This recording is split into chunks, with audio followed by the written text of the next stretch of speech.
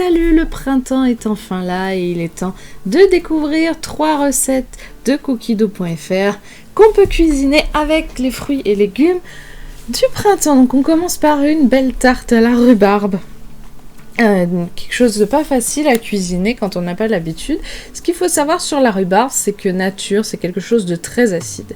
Voilà pourquoi on la cuisine avec beaucoup de sucre pour casser cet effet acide. Donc bien entendu à consommer avec modération, car cette recette est assez sucrée et un peu grasse quand même avec la crème.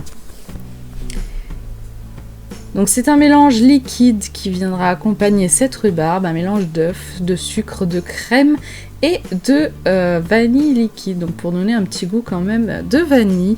Normalement dans la recette ils font la pâte à tarte. Moi j'ai arrêté à cause de certains problèmes de douleur aux bras et aux épaules, aux mains. J'ai arrêté de faire les pâtes à tarte parce que ça devient compliqué pour moi de les étaler, de les pétrir. Mais n'hésitez pas, vous, à continuer à faire votre pâte maison. C'est toujours meilleur, bien entendu. Alors moi, en pâte à tarte, je prends les trésors de grand-mère, du coup. La marque, je crois que c'est Erta. Je prends les trésors de grand-mère parce qu'elles sont faites avec de l'huile et pas avec du beurre. Donc ça en fait des pâtes à tarte, du coup, sans lactose. Voilà, il n'y a pas de lait dedans. Ce qui fait que déjà pour la digestion, c'est bien meilleur quand on a des problèmes de digestion, qu'on est un peu sensible à certaines choses. Et du coup, bah voilà, ça permet de faire attention. Alors je suis d'accord que la crème, du coup, il y a du lactose, mais bon, on peut pas faire attention tout le temps et tout le temps. J'ai pas trop de problème avec le lactose. C'est juste quand j'ai un peu de mal à digérer, au bout d'un moment, mon intestin commence à ne plus rien tolérer du tout. Donc il tolère plus le lactose, il tolère plus rien. Ça arrive de temps en temps. Donc on va commencer du coup directement la partie liquide de la tarte, même si normalement il faut faire la pâte, la laisser un peu au frais comme toutes les pâtes, l'étaler, la cuire à blanc 10 minutes. Mais si vous faites des tartes ou des quiches, vous devez avoir l'habitude. Donc notre petite crème et notre sucre qui va apporter ce côté doux et onctueux à la tarte à la rhubarbe.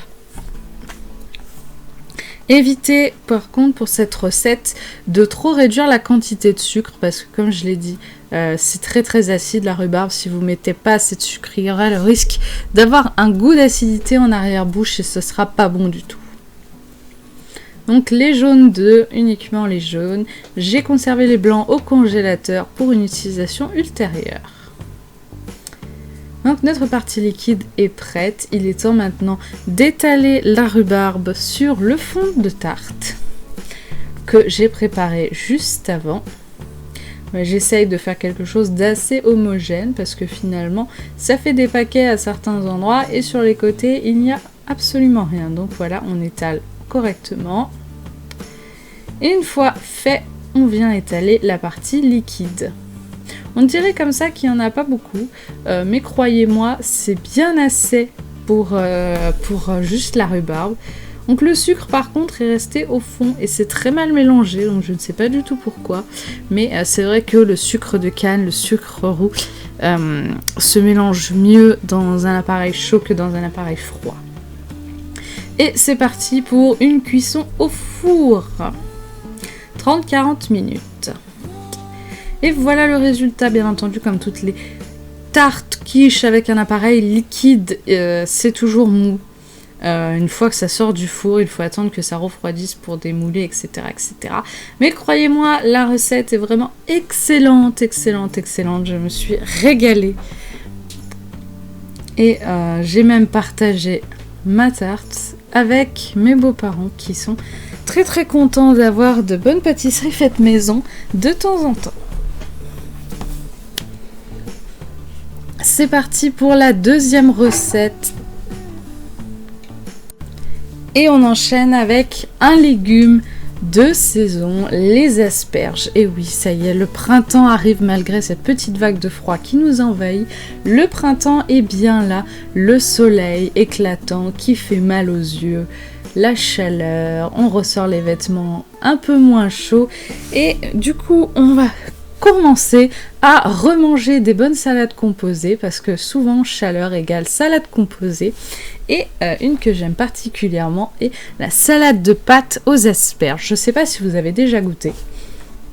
Donc on commence par le côté sauce avec de l'olive noire, de l'huile, un peu de jus de citron.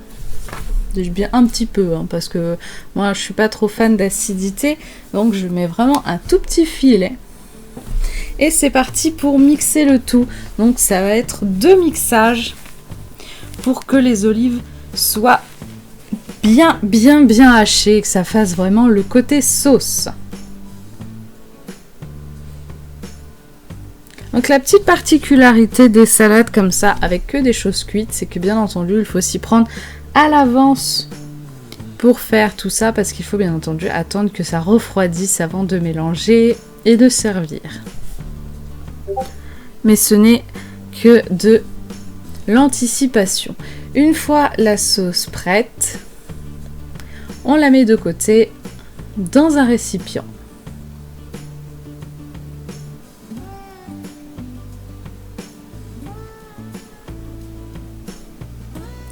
Et c'est parti pour la cuisson des pâtes. Donc vous pouvez prendre naturellement les pâtes que vous voulez, du moment que ce ne sont pas des grosses pâtes. Donc prenez des petites pâtes comme les torsades, comme les farfales, comme les coquillettes, etc. À vous de varier les pâtes que vous aimez, d'en changer, etc. Donc le sel, même si honnêtement moi je ne mettrais pas du sel, même si c'est marqué sel dans la recette, j'aurais dû mettre un cube à la place, c'est bien meilleur. Donc on commence d'abord par cuire les asperges et chauffer l'eau pour les pâtes.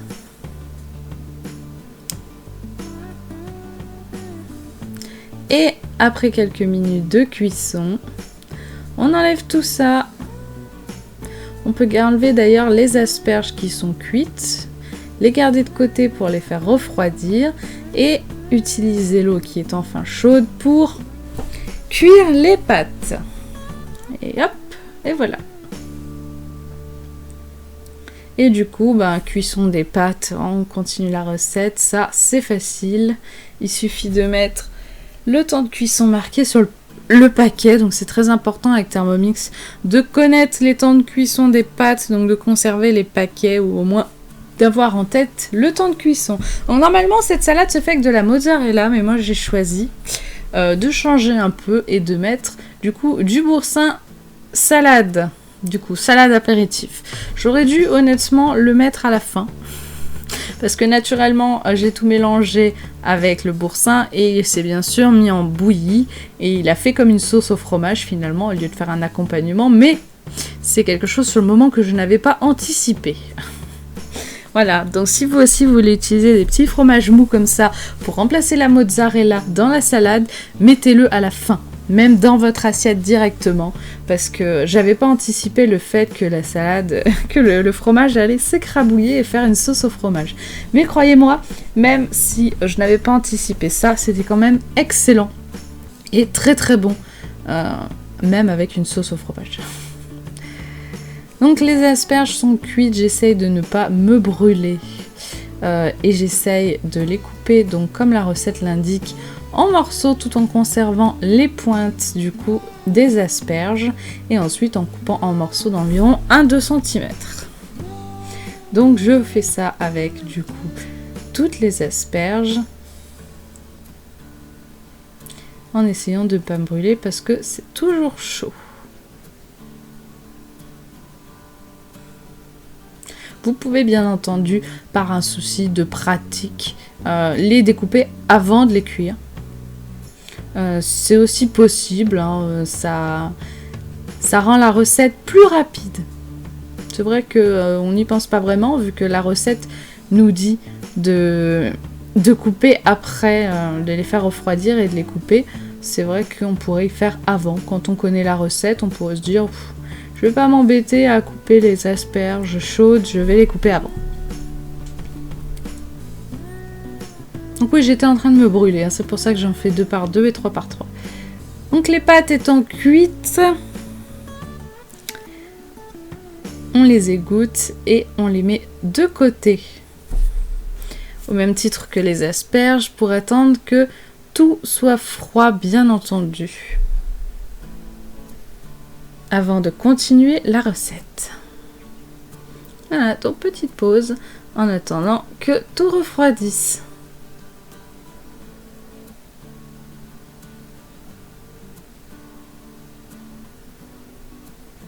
Et voilà, le temps a passé, tout est enfin froid, il est temps d'assembler la salade.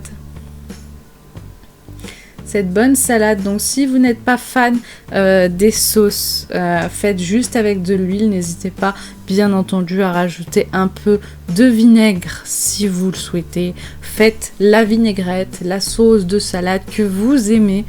Si vous n'aimez pas les olives noires, n'en mettez pas. Faites vraiment à votre goût. Il faut vraiment que les recettes soient adaptées à votre goût et ça n'est pas important si vous changez un ou deux ingrédients ou si vous enlevez un ingrédient, ça n'a pas d'importance du moment que vous suivez bien, que vous remplacez par un équivalent. Par exemple, vous n'aimez pas les olives noires, vous pouvez très bien mettre des olives vertes dedans, j'imagine que ça remplace très bien. Vous n'êtes pas trop fan de la mozzarella, mettez un autre fromage, mettez des dés de feta, mettez comme moi du boursin salade, mettez autre chose. Du moment que c'est l'ingrédient équivalent, ça ne dérange pas que vous changiez. Pour cette dernière recette, nous repartons sur un produit sucré puisqu'il s'agit d'un milkshake à la fraise. Donc c'est une recette que j'ai découvert l'année dernière et que j'ai fait goûter au chéri l'année dernière et il a été extrêmement fan. On en a mangé, plutôt on en a bu plein. Alors par contre, attention, comme la tarte à la rhubarbe, à consommer avec modération. Puisque c'est une recette extrêmement salée, sucrée, extrêmement très sucrée, vu qu'il y a des fraises, de la glace à la vanille et du sucre. Voilà, bien sûr du lait, parce que pas de milkshake sans lait. Donc si vous n'aimez pas le lait froid, bien sûr, vous pouvez changer, mettre du lait végétal ou ne pas tester cette recette, désolée. Mais voilà, c'est une recette très sucrée, comme la tarte à la rhubarbe, donc attention, je le redis, avec modération. Voilà. Donc c'est simple, hein, les ingrédients sont simples, rapides à faire, un petit coup de mixage et c'est prêt. Je verse ça ensuite dans 2 belles tasses, parce qu'avec le chéri, c'est comme ça qu'on aime le boire, le milkshake, avec 2 belles tasses. J'ai fait la recette entière. Donc les 300 g de fraises, 300 g de glace à la vanille, etc.